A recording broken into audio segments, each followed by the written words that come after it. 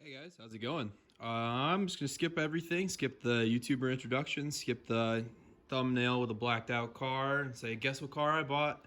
Well, it's a GS300. It was an impulse buy. I found it on Facebook Marketplace at like 1, maybe 2 a.m. I was just sitting there relaxing. Saw this boy pop up for $750, which they said it wasn't running out driving because the brakes didn't work. But everyone knows there's the redundant system, whereas if your brake booster's not working, you can still stomp it and it'll still stop. It'll just be no assist, right? Well, the thing about these cars, the Master Cylinder is not vacuum assisted. So I don't know if that's because some of them have positive pressure, like some like 2J GTEs. They actually build boost because they have turbos, so they can't use a vac in the brake booster. I don't even know if that's how it works. Regardless, this one runs off of a brushed motor.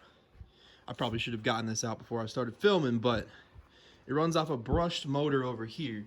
And if you will excuse me, going after this for a while, there's a motor essentially, and there's a brushes and everything, and you guys know how they work. Well, this is the commutator. If you look at it, see on the electric motor, this essentially just spins, and this is what creates it. There's a whole like nitrogen tank assembly or whatever it is that works as kind of like a capacitor. I don't know. I don't fully understand how it works, but I understand enough to fix it. So this was the motor, and if you'll notice, 3 of the commutator pads are completely missing. And so that, I imagine it was just seized or it couldn't start or something like that. So I was looking for these parts, and I found this commutator almost exactly on AliExpress for like $1.23, right? Because if you look how ground down it is.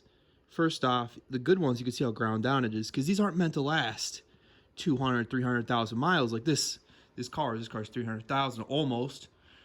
It's probably like 5 to maybe 10,000 off of it, but still, they're not meant to last this long. And these are brushed motors, so they're going to be wear items.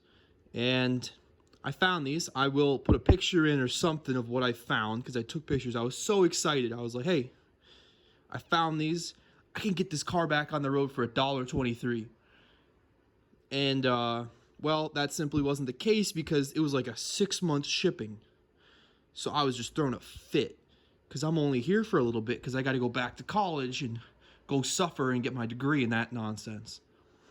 So I was so just distraught. I don't know. It wasn't actually a big issue, but I had to pay essentially 100 times that to get the motor and then the nitrogen capacitor, the weird thingy, and then like the weird thing in the middle that attaches to all this. So essentially, I'm gonna go through, replace that whole module. I'll pick up recording when I go grab it when it gets in.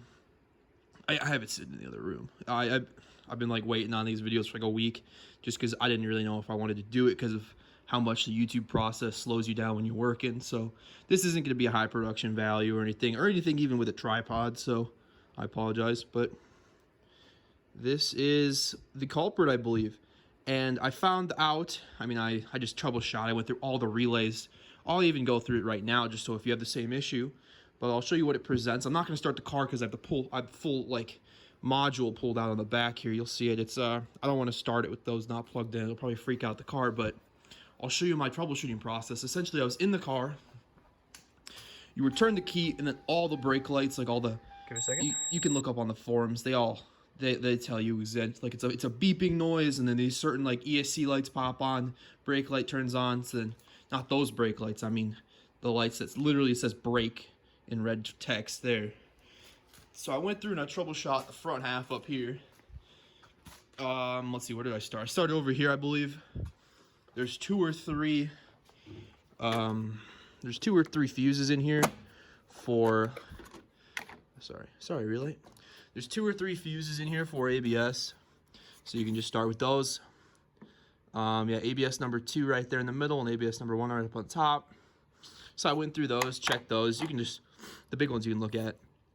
No issue there, no issue there. There's no, fuses were happy. So I guess that one, where's it? That one, and yeah, that one and that one, the yellow and white. So these 2 right here, I checked those were nothing blown there.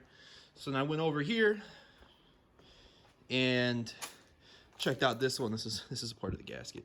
But I went over here, checked these out, And the blue one there is the ABS motor relay, right?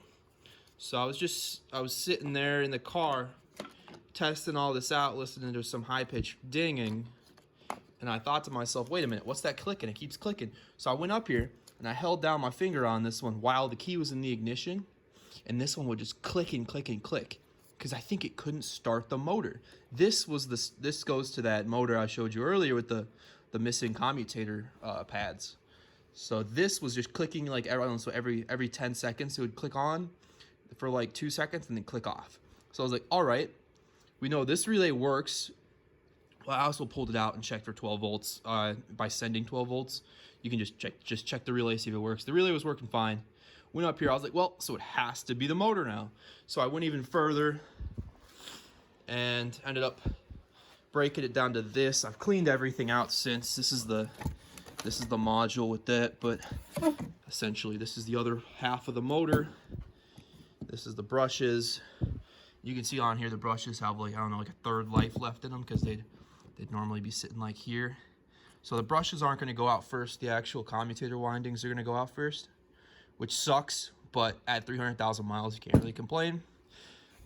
These aren't planned to last forever. They have there's a specific word. BMW loves it. And so that's what I'm gonna do. Actually, first off, I'm gonna go do the hood struts because I got them in.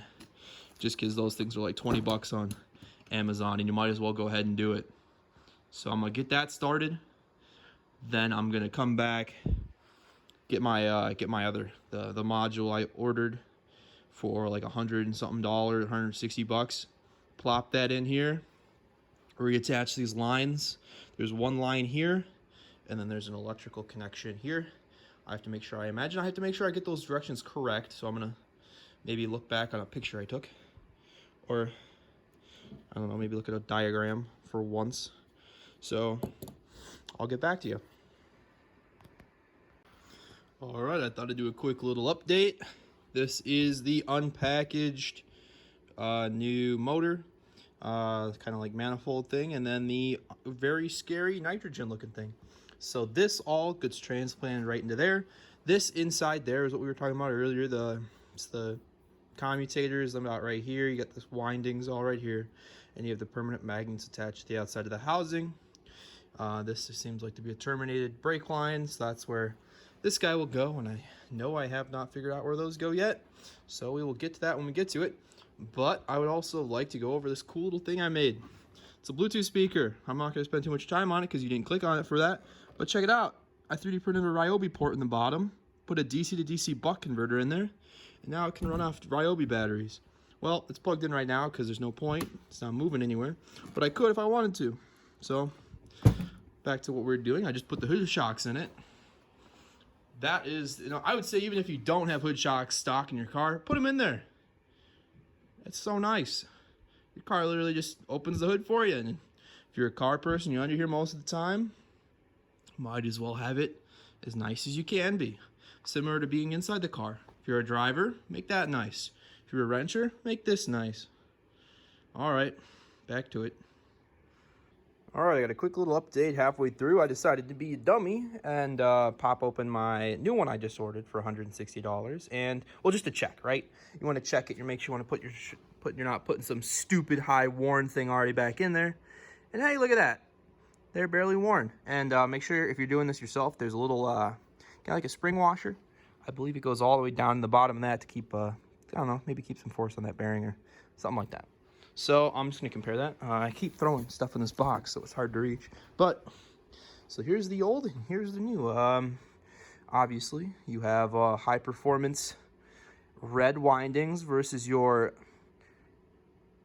basic copper ones. All right, and yeah, nothing, no other difference. That last one was a joke for the 3 people that thought that was serious. Yep, so these tabs are already peeled up because I was messing with this winding, but to my knowledge that looks very similar, and I imagine if I have issues down the road I'll look back on this video.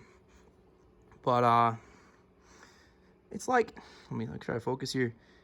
That's like, I don't know, let's see, if this is a 300,000, that's probably a 1.5. So I'd say I got 100,000 more miles on that, maybe. And maybe in the meanwhile, I'll replace this with the 6-month shipping. Boys. All right, boys, I'm at an impasse, which is a little scary. So here's Mr. Motor, right? The one in the brand new one. You can see it has the pink lettering. If you look at this, you got red on top and then some kind of green blue on the bottom. Was in the same place, same thing, blue on top, red on bottom. But the cable did do like this backflip thing. And if you can see on here, yeah, I honestly have no idea which is which, so I'm gonna actually have to do some research, because this red and blue is different from this. You have red and blue, and then blue and red.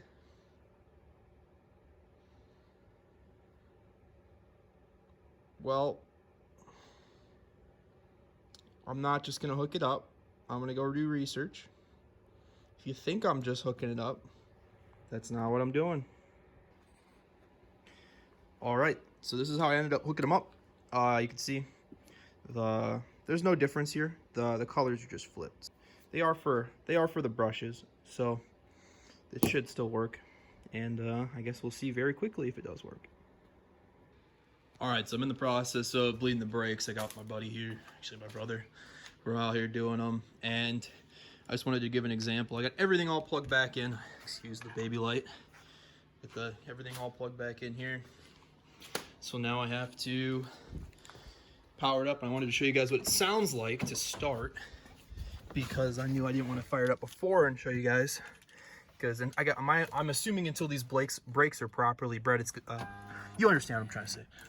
Once they get bled, it should be good. But this is the noise it makes. Give it a second. All right, that's the noise it makes. But I want to show you another thing that's very important. If you listen closely, you can actually hear the motor now. The motor's making noise. Before it was just this relay clicking. Let's give it a second. We'll get a lot of the click over. All right, you hear it? And it shuts off. Before, the motor was never running. Now it is. All right, let's get back to bleeding. I finally got it back in, not without its pitfalls. Let me get my light so I can show you guys around. Yeah, no real issues. We bled all the brakes, and a quick tip for when you're bleeding the brake, have your buddy get in the car, press the pedal, hold it, and then just let the motor take over. It'll totally pump out. And there's like a check valve in there, so it didn't even backflow or try to fill it with air bubbles or anything. So now all we need to really do, just sit there, let the air bubbles pump out per individual tire, and then eventually it'll sort itself out and get up to pressure. And Noah, you want to get in there and show how the key doesn't beep or anything? I showed him how it does beep before, and now we can get into. Yeah, that's the gooch cooler. I was about to reinstall the interior. Look at this. Give it a don't start the engine. Yeah. Ready? Listen to it. Hey, it's not a race car quite yet. All right, yeah, nothing. You guys heard it. Nothing. No beeping. And a quick tip to see, how to know your motor's working. But if it's still beeping and your motor's spinning, like listen to how the motor's not spinning. Did you shut it off? Can you kill the interior? It's a button. It's a button for that. But if your motor's not spinning, then that means it's up to pressure or it's broken. If your relay's clicking and it's not spinning, then that means it's broken. So if you're not up to pressure, the motor will keep spinning randomly until it's up to pressure, and then you can bleed it. Or you can bleed it intermittently. That's what we did. We went per tire. We let it build up pressure and then switch tires. Well, you guys saw it. And so if you got that dinging on the interior, it's most likely that commutator of the ABS motor, I believe it's called. So we're gonna get this thing up on the road and go for a test drive.